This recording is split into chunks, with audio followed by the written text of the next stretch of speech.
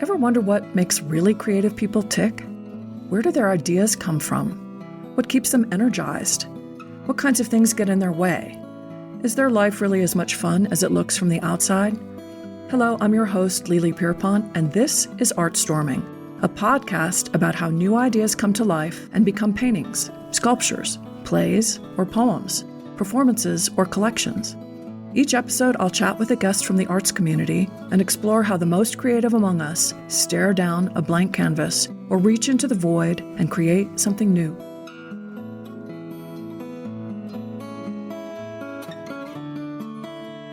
We were all impacted by the COVID pandemic, but my next guest, Greg Ballenger, as you'll hear, exemplifies what happens when the world shuts down after the show you just opened, with its hours and hours of preparation, work and sweat and anticipation, has to shut down with it.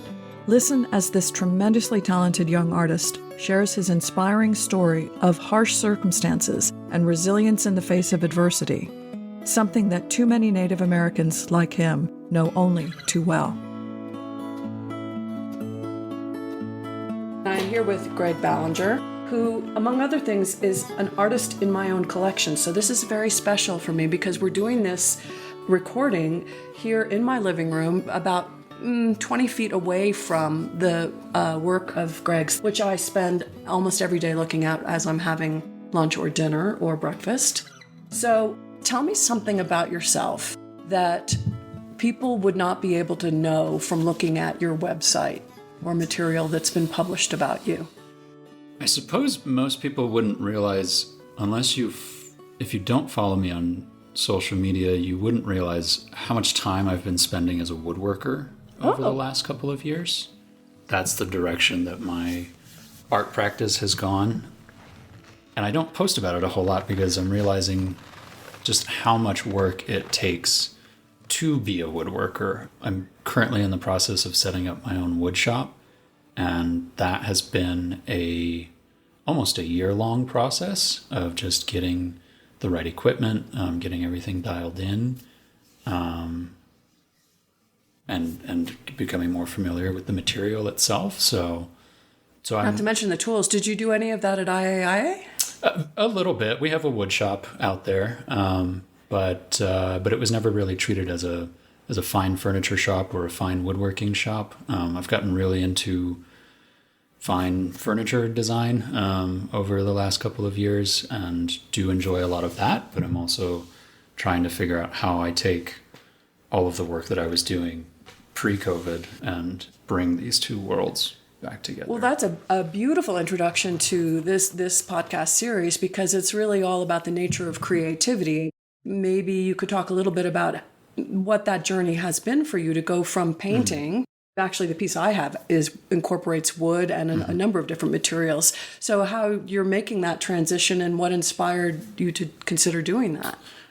Well, so COVID certainly threw a wrench into my personal practice, mostly because I had to close my studio. The gallery closed and we weren't showing any work. The work it was actually my show that was open when the gallery closed, and we weren't really sure how long the gallery was going to be closed, and so the thought was, we'll keep the work up and we'll open the gallery back up whenever things calm down.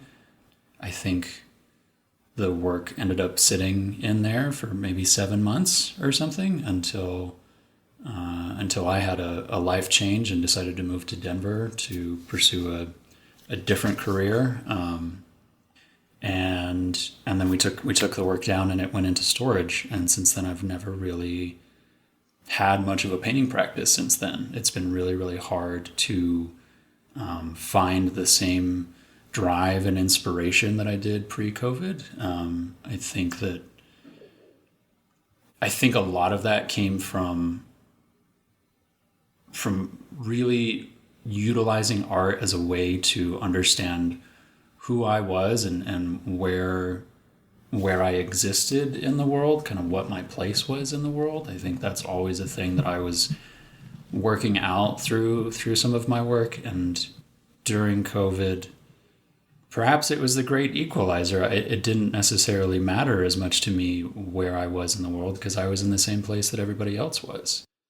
Well, that's a really interesting perspective. But at the same time, I can imagine that when one is has the momentum going of a personal journey like that and it gets interrupted, there's something that happens. I mean, I think that that's one of the big unspoken stories that we all have. I mean, it might be the great equalizer, COVID, but we all kind of, it was interrupt us. Yeah. And we all got interrupted in the midst of whatever it was we were doing.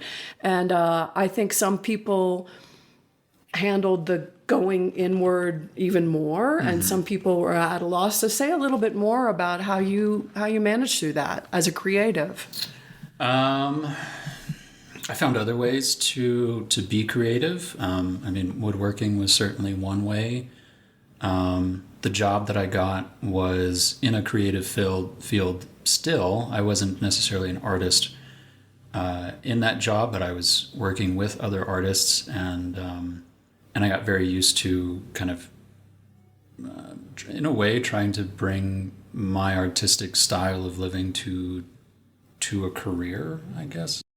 To me, I mean, what I heard you say was that, you moved into another creative arena, you interacted with other creatives, and so there was still some sort of artistic metabolism allowed to happen. But it sounds like, and from what we a little bit talked about before we went on mic, was, that it's been a shift and change, and you've gone through a lot of changes, and you've been kind of exploring a lot of new things. And I know the subject matter of the work that was in the gallery when things came to a halt was an exploration of ancestral heritage and reconciling that with contemporary life. So, I mean, just talk about that a little bit, since this is not a visual medium, so that people can have a little bit of an understanding of who you are. So the work that I used to do was largely inspired by a desire to remain resilient,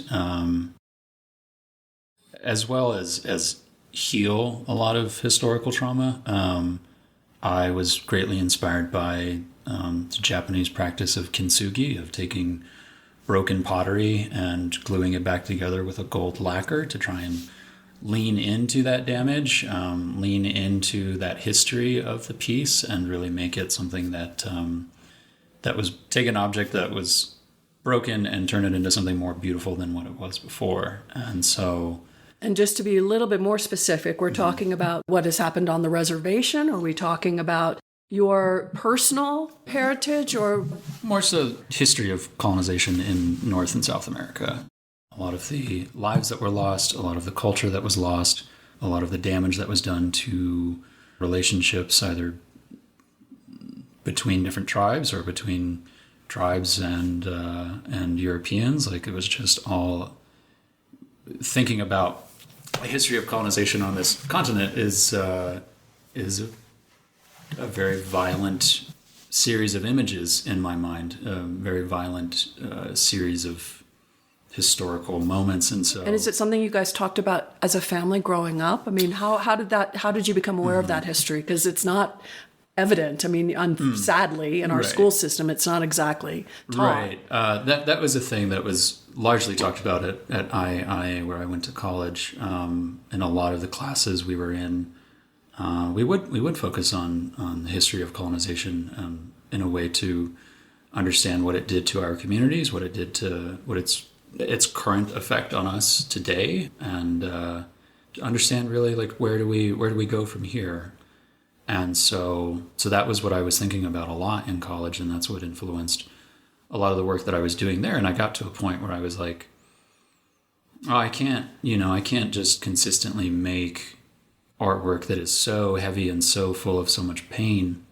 I do have to shift my focus for my own well-being and preservation. I have to focus on bringing in some light into that darkness. And so that's really where the Smashed Portrait series came from. Was like, all right, like there's a history of colonization on this continent. I can look at old historical paintings of some of these figures that were responsible for some of those atrocious acts, and I can paint portraits of them, and I can use that portrait then as as a form of catharsis, to do a performance with that piece that that speaks to trying to heal that pain and that trauma, and then smash the painting and then glue it back together in order to try and make something more beautiful than what it was before. So there was that aspect of my work pre-COVID, and then I was also doing a series of paintings that were largely inspired by Philip Guston, and also inspired by the work of Chaz John. He's a fellow artist that shows at Ellsworth Gallery, and I remember him talking about just the amount of humor that he was bringing to his work, and I really admired that in his approach, and wanted to do something similar, right? I talked about bringing in the light into the dark. I was like, okay, there's a lot of pain and anger here. I also would love to bring in some humor, and humor is very important in the Native art, or in the Native community, and so I felt that was like that was just a good thing to do at the time, and that was a big motivator behind that work. Was like, okay, there is a lot of pain that I'm dealing with, but I want to approach it in a humorous way to try and help heal some of that pain. Let me paint these cartoony landscapes in the hope that they'll bring some lightness to the conversation. And so when you finished with that series, were you in touch with a kind of lightness that you then felt that you got pulled away from because of the COVID epidemic? Yeah, I guess so. I hadn't really thought about it that way, but my studio practice was stalled, and so I didn't really have that outlet any longer. It did become apparent to me that, to me, making art during COVID wasn't that important. It was more important to be with my family and to be kind of pull my weight, I guess. My parents had a small business, do have a small business, and we were really concerned that we were going to lose the business during COVID, and so that was really stressful for us during that time, and my parents were spending a lot of time at the business trying to keep it afloat without their staff. They had to have all of their staff stay home, and it was just the two of them running the business, and I took it upon myself to help take care of the house while they focused on the business. And so I packed up all of my paints and instead focused on getting better at cooking, and that was like that was what was so important to me. And I guess did you find that creativity snuck into the kitchen? For sure. Yeah. I got really, really into it. I took great care in the presentation of the food, and that was my creative outlet for a long time. I did occasionally come back to painting, and I would pick it up and I would try to finish a painting or start a painting, and I never really could. I would draw occasionally. I would sculpt with clay occasionally, but I never really, it was always seemingly like, because I'm a creative person and I do generally feel that I need a creative outlet on a regular basis,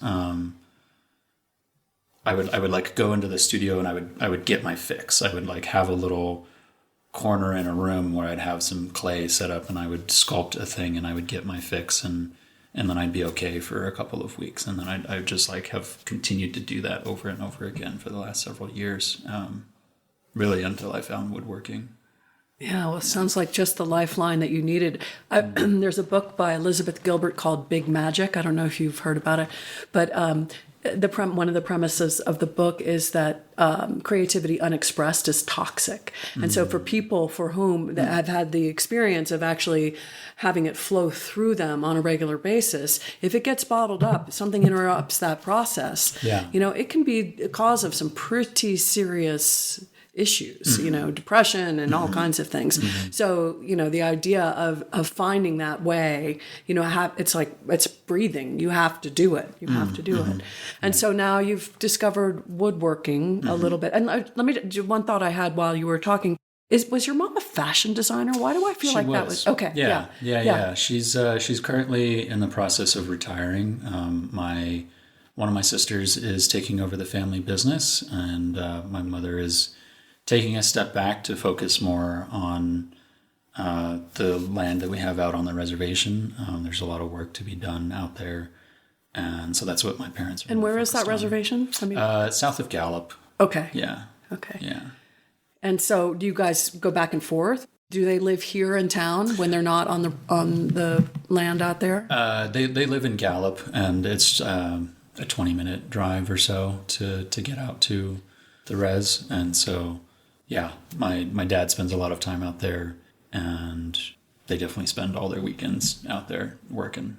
So is that a source of creative inspiration for you, or do you not feel connected to what's your relationship with that land and the res life? I do really love being out there. I don't get out there all that often because I've got my own life here in Santa Fe, and I wish I had more ready access to going out there. But it's a 3-hour drive, 6 hours if I'm driving there and back, and that's just a lot to do on a weekend.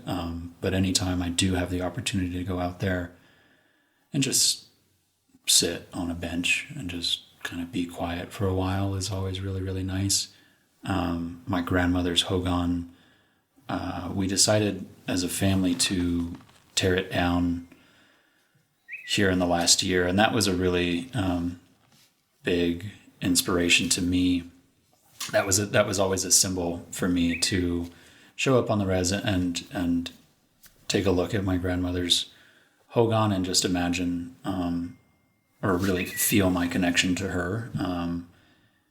She passed when I was really young in elementary school, but I still miss her a lot. And we tore that hogan down because the roof had caved in and it wasn't very structurally sound, and it was originally built with railroad ties.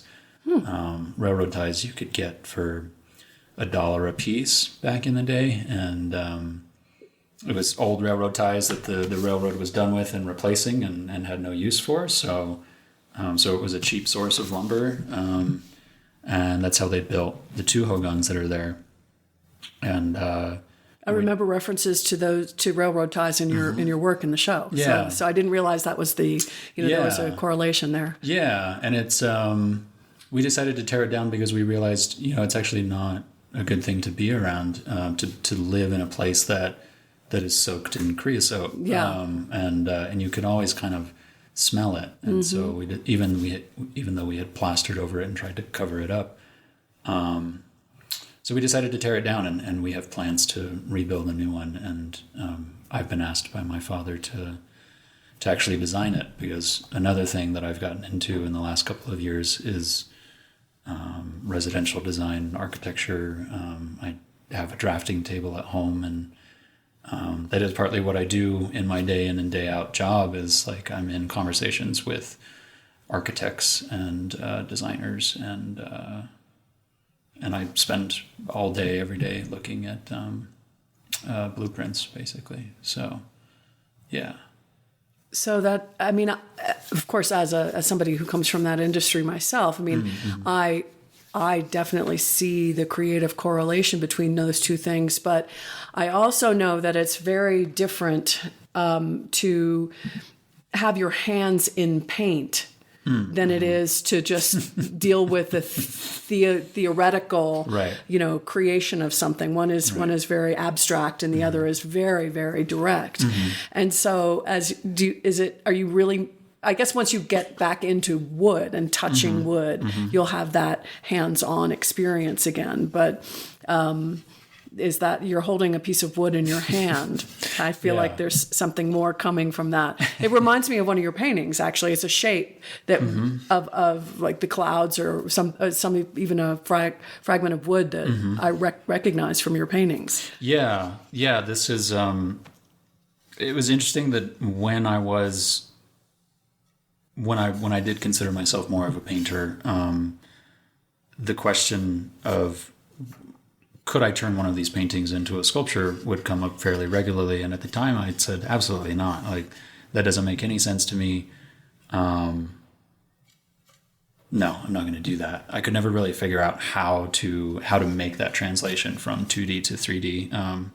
But now that I've spent more time understanding wood as a material, it does make a lot more sense to me now. I can totally see it. I can totally see it. So this is just a piece of cedar from a separate project that I was working on, that I took the scraps from, and I used a bandsaw and cut out a rough shape, and am now taking a carving knife and beveling some of the edges and giving it more dimension. And this is really where I see my practice going in the future, is creating more of these pieces of wood and more installation and physical objects. They can hang on a wall. They can be an immersive thing that people can walk around. But this is like, I see these cartoony pieces of wood as more like Legos, really. They're the kind of this foundational object that I can create lots of different structures with and communicate a lot of ideas with. So yeah, I'm hanging on to this for a reason I think that's somewhat cosmic, honestly. I during COVID was listening to a podcast. I want to say it was an interview with the woman who wrote Eat, Pray, Love. That's Elizabeth Gilbert. She's the one I was just referring to about big magic. Oh, okay. What a coincidence. Gotcha. Yeah. Oh, maybe it's this. Maybe it's that book. She talks about how ideas will find you and choose That's you. the book. Yeah. Okay. How cool. Gotcha. Yeah. I've held on to her words because that is how I feel about these cartoony pieces of wood. It's not a thing that I expected to fall into my lap one day. I stretched a canvas. It was 5 feet tall, 10 feet wide. I hung it on a wall, and I just sat on the floor and stared at it until something arrived and told me what it needed to be. And the first thing that I saw was this little cartoony piece of wood just kind of floating on this canvas. And so I went and I traced it, and then I took a step back and I sat back down, and then I saw another one and another one. And that's how all of these came into my life, is I just felt like I sat and meditated for a while. And so I resonate with that idea that concepts and ideas find you as a way to get out into the world. And I feel really, really grateful to have been chosen by these pieces of wood. And I'm really, I suppose, even more grateful to them that they've been really patient with me post-COVID, as I tried to figure out how to make myself, or how to find my way back to expressing them in the way that they're looking to be expressed. And that just makes me so happy. I can't tell you. And it makes me so happy because, one of the things that I say in the intro of this podcast is, how do artists stare down a blank canvas? And you just gave me the perfect visual for how an artist stares down a blank canvas. Mm-hmm. And it's a metaphor for life. How do we generate what's life? And the other thing I love about what you're saying is that you're allowing yourself to become an instrument through which the magic will happen. And I feel like you've always done that. You just weren't as conscious of the fact that you were doing it, right? Maybe. Right. And that, sometimes when we're younger, we just don't take these things. We take these things for granted because life hasn't happened to us where we, have interruptus, which I keep calling, and then, you're in the flow and nothing's been, crimping the style. And so then crimp happens and interruptus happens, and we have to find our way back, right? Right. And the scary thing about what Elizabeth Gilbert says in that book is she tells the story of a woman who, of her own story, where she stops working on one of her her books for a while to take care of some personal business. And in the meantime, you know, she kind of can't find her way back, and she's on her way to a conference, and she sits next to a woman who's basically writing the same book because it didn't wait for her. It wanted to be told. And so it gets told through somebody else. Right. I have a feeling that your shapes are going to wait for you.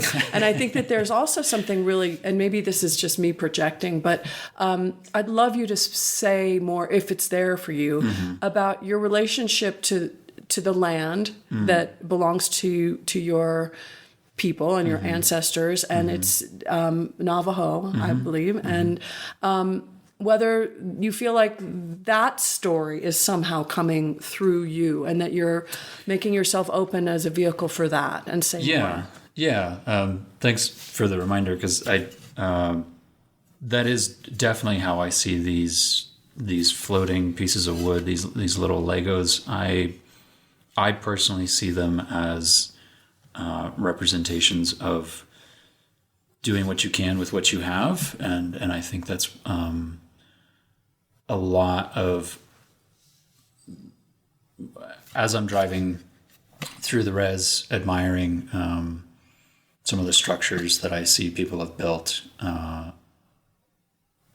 Sometimes, you know, I really admire a sheep corral, and I can tell that, like, some of it is lumber that's been cut from the surrounding area. There's pinon or juniper trunks that are making up the fence posts, but then the slats are made out of lumber from Home Depot, but there's also maybe a pile of scrap wood from an old shed that they built, and so they use that. And so I feel like there are a lot of structures on the Navajo reservation that you can see and admire for their resourcefulness, and for their ingenuity of, like, we may not have much, but we're still going to do what we can with what we have, and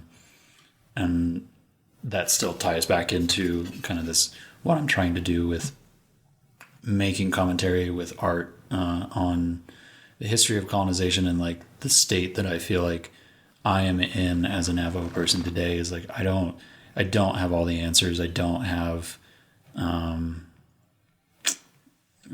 maybe all the cultural lessons that I wish I did. But I'm doing what I can with what I have, and I really admire a lot of the other Native people in my life, and on the res that I can see are doing the same. And so that's really a big motivation for me when I'm holding this piece of wood in my hand, or I'm remembering the paintings that I used to create. That message is still there for me, where I'm like, yeah, I just wanted to celebrate indigenous people for continuing to be who they are and do what they need and want to do, despite all of the history of colonization. So yeah. Well, and so what's it like for you now that you had the privilege of going through school, and you were among a lot of your contemporaries, artists and Native artists in particular, and then you've gone into the big bad world of real life, which is, for any student, regardless of what their background is, has a shock when they go from school to the real world, and then have to learn how to balance these things. And most of the people who are listening to this podcast, I would guess, have some part of themselves that is a creative, somewhere deep buried inside, or being expressed, and a lot of other day-to-day things that have to get done. So what have you learned in this last episode of finding that balance between real life and the creative life? I would say balancing those two worlds, to me these days, looks a lot like patience, I guess. Patience in the sense that before entering the real world and being a student, I had a meal plan at the cafeteria. I didn't have to do any cooking. I I had ready access to a studio, and I didn't have a full-time job or necessarily that many bills. So it was easy for me to go to the studio and be in the studio for 13 hours a day. That was like a point of pride for me when I was in college. It was like, yeah, I enjoy working that much. But now in the real world, that's just not feasible. And I still have dishes to do. I have like lots of other responsibilities to take care of. It's very, very rare that I get to be in the studio for 13 hours. And so just my time in the studio, my time in my wood shop, has just gotten very short. And I have to have conversations with myself sometimes, reminding myself that, yeah, that's how our practice used to be before the real world, before COVID. We could have that flexibility to put in that much work. But now we have to be a little more gracious and responsible and say, like, one of my rules I have with myself is like, I'm not allowed to go to the wood shop until I clean something in the house. That's like how I keep myself in the sense that, like, for the benefit of continuing to have a practice. Sure, to make it sustainable. Yeah, exactly. That's like what I'm thinking about a lot these days. And like just the practice that I had before, the time spent in that is just unsustainable. And yet I feel like, there's a sadness that you are carrying that wasn't present as much or wasn't as evident as much when, pre-COVID. Yeah. And as we were saying, a lot of us have gone through things during COVID, but now that we've opened the lens and you can sort of consider yourself a creative rather than a painter. Yeah. And, does that give you a little more space to think of yourself as, this is how you are in the world now, but you're still a creative. It's still just like you're native. I mean, those are who you are. Right. Yeah, you're right. There is a certain sadness I bring to this conversation, mostly because I feel like COVID really, I had to take a left turn in my career. I feel like pre-COVID, I had this trajectory that I was on. Say a little bit more, because I knew you had plans to go to New York. I mean, you had real aspirations to maybe, what I'm hearing you say is maybe be a professional artist, and that was gonna, that wasn't gonna be impeded by dishes and things like that, but it would have been, I promise you. Eventually that was gonna catch up with you, regardless. Yeah, I had plans to move to New York. I had been contacted by a gallery there who was looking to hire outside of the New York art world and bring in some new people, some new ideas, and I would have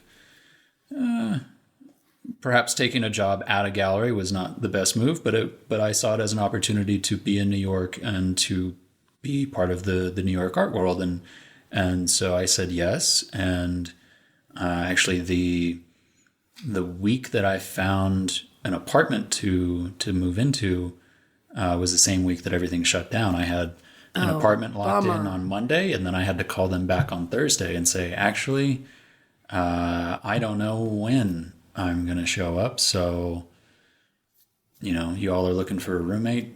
You can go ahead and pass me on, because I don't know if I'm actually going to make it out there or not. And so, yeah, I had this trajectory to have gallery representation, be involved in the New York art world, ideally have a professional career as an artist and get museum pieces in museum collections and whatnot, and do the whole thing. And that is definitely not how my life has gone in the last couple of years. It feels like it was really right there, ready to go in February of 2020. And so, yeah, there is a certain sadness I bring to this conversation, because that was so important to me. And I really identified so wholeheartedly as an artist and as a professional artist pre-COVID. And since then, it's so as a creative, and I like to think of creatives as being pretty good at pivoting. Right. But so this has been a big pivot for you, and it's a pivotal moment, and this might be woo-woo sounding, but do you ever think that the res just wanted you here for its own reasons? Sure. I more so than staying in New Mexico and being here, I would say even though there's a grief that I feel over the change in the last couple of years, there is still a great sense of gratitude for the ways that I've been sometimes forced and other times encouraged to kind of look more inward, instead of using art as a method of satiating some pain or covering up some pain. I spent a lot of time in therapy in the last couple of years, and that's, in a way, it almost hurts to say, but in a way it's been at times more helpful than art was, because I'm actually learning how to take care of the things that I need to on a personal basis, rather than just putting a Band-Aid on them by making a painting about it. Sometimes the painting can help, but I don't necessarily think that creating art is always really the answer when you're going through a difficult time. Well, that's a pretty cool perspective. Yeah, there's some and pain, a very grown up and mature and adult one too. I mean, I think that there's also the possibility, given what you were able to accomplish with your early career. So this integration that you're experiencing, when it is time for it to be expressed, it's going to be a very rich and a very complex expression, however it shows up. It might be architecture, which is the mother of all art, It might talk about interactive. I mean, we'll see how it shows up, but you're already moving into 3D, which is actually a really cool metaphor for what you're doing inside too. You're going much more multidimensional in your experience of your life. Yeah. I'm not exactly sure where I'm headed yet, but I do just keep telling myself, my art career, my art practice may not look the same as it used to, but that's okay. Change is good, and as long as I just continue to follow my desire to make stuff and just make whatever I feel I need to at the time. Do you feel like when you were talking about earlier, when you were talking about sitting in front of the canvas with the pieces of wood kind of emerging, have you gotten so that you really can clearly and distinctly hear, feel, or sense that voice and connect with it on a pretty dependable basis? No, but I feel like I'm getting closer. I don't exactly know how long it's going to take me to get to that point, and I hope that whoever's listening to this podcast can relate and is maybe in a similar place where they also are trying to find what happens next. Maybe they too have struggled with their creative practice over the years, and are trying to find their way back. To them, I would say, be patient, as patient as you can be, because it's taken me a while, but I do feel at peace with knowing that it may take me another 5 years to find that, and whenever it arrives, whenever it chooses to show up again, that I'll be ready. But in the meantime, I'm going to continue to focus on taking care of myself and learning how to be just a responsible young adult in preparation for whenever that inspiration comes once again. Do you remember when it hit you as a child and how you recognized it? Yeah, I would if you have a child, I would recommend encouraging them to celebrating their drawings, because that was what did it for me. I remember going to the zoo in preschool and seeing a rhino for the first time and being really inspired by that. And I went... Do you remember what inspired you? Was it just because it was such a bizarre looking creature, or... I guess so, yeah. I don't know what it was within me. Rhinos on the res just weren't... Yeah. That's never going to happen, right? No, there aren't a lot of those around. I went home and I just felt so motivated to draw a picture of this crazy creature that I saw. And so I remember sitting down with some crayons and drawing a rhino in the middle of the page, with 2 trees on either end of the page. and it went on the fridge, and I was so proud that it went on the fridge. I was so excited, and like that continued to inspire me to draw more. And yeah, I So wish I could showing find is that. actually like a part of your artistic expression. Yeah. Having the work, for other people to enjoy and to, experience. Yeah, for so sure. that must have been a real bummer when the show got show interruptus. Yeah, show interruptus. Yeah, that was really painful. It was disheartening to know that I had spent several months working on that body of work, feeling really, really good about it, and feeling really excited about having conversations with other people. Because that's really one of the things that I continue to really love about art, and what keeps me coming back to the idea of creating artwork and sharing artwork with other people, is that I think art is a place where we ask a lot of really open-ended questions. That's what I like about these floating pieces of wood, these cartoony pieces of wood, is like I don't necessarily feel like I'm making a whole lot of very large declarative statements or telling necessarily a story. It's more so like I'm presenting an idea and leaving an open-ended question or an open idea to other people to then pick up and take and do whatever they will with it in their own lives. And that is one thing I appreciate about the art world, capital A, is like I think that the art world loves questions that can't be answered, because that just opens up a never-ending dialogue that so many different people can contribute to. Parenthetically, have you heard about this project that Ai Weiwei is doing, where he's asking AI all these unanswerable questions? Oh, no. Hope is very important. I actually was just having a conversation with an old friend at a coffee shop yesterday, and we were talking about, he's a creative writer. He was making mention that how he sees his field right now is like there's been a lot of cynicism in literature and maybe in the world, maybe pre-COVID, and now, yes, there may still be some cynicism, but I think there are a lot of projects and people and conversations happening around the idea of hope. I think the film Everything Everywhere All at Once is a good example. I don't know if you've seen that. I tried. It was so chaotic that in my world I needed, it didn't work for me as well. Yeah, chaotic is a great word for it. There's a character that is filled with a lot of nihilism throughout the movie, and that is counteracted by a mother's love and a mother's care for her daughter, and I really appreciate that. That's more so where I think, or at least I hope, the collective dialogue is going. Is like, yeah, we're on a boat together that we don't really know where it's headed, and it doesn't really look very great for the future, but we know that we have to band together and rely on one another and have a collective hope and decide to support each other in the near future.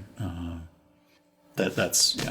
So putting your architect's hat on, which I know that's how, you haven't stepped into those shoes yet, but in terms of generating a larger construct, a larger context. Yeah.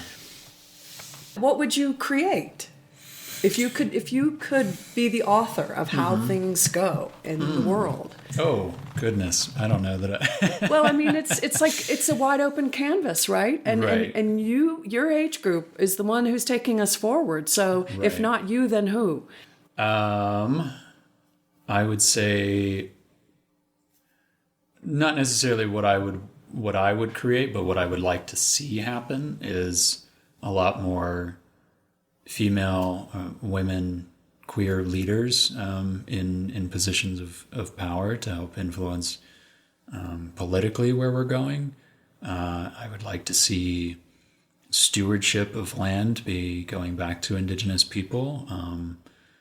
I would like to see grass lawns go away and have more natural plants in yards. in terms of, I mean, those are all marvelous things to want, and I'm with you there. In terms of like where you want the architecture of your own path, maybe, you know, because how, for example, just to take one example, how would having women or different people, different leadership support you in the evolution of your own creative path? Oh. Because after all, we only have our own lives to live. Right. I mean, we can take as much responsibility as we can for the larger world, but, you know, as an individual on your own path. And that, you know, that's a really hard question, because you know, that's like asking you to, but it's that same example of the blank canvas. I'm asking you to sit in front of the blank canvas of your life, and just give those of us who aren't quite as creative an idea of like how you would even approach that question, which is outrageous. The blank canvas of my life, I would want to approach having a beautiful home that is comfortable and warm, well insulated. I think that's a thing that I want to pursue in general, is like well insulated, perhaps even over insulated homes. I think that's a place that I could feel safe in the future. And having a space that is treated as sacred for an art practice, being very intentional about the time that I spend there and what goes in there and what's allowed to happen in that space. I don't take Zoom meetings from my studio. That's a big no-no, because I'm in Zoom meetings on a regular basis in my day job, and that comes with its own corporate energy, and that's just not a thing that I want to allow into my studio. And so I create very specific boundaries about like what happens in my space, and I think that's a thing that I'll continue to have in the canvas of my life, however that ends up panning out. I think I will always have like a sacred space for my practice, whatever that practice needs to be at that time. That's beautiful. Thanks. I think we could even wrap it up there. I think that's a beautiful place to kind of close it. Well, thanks for joining us today. Please like and follow us on artstorming.org, where you'll find a list of our shows, a transcript of this episode with links to the guest page, as well as our other projects. ArtStorming is brought to you and supported by ArtBridge and listeners like you. Look for us on your favorite podcast platforms.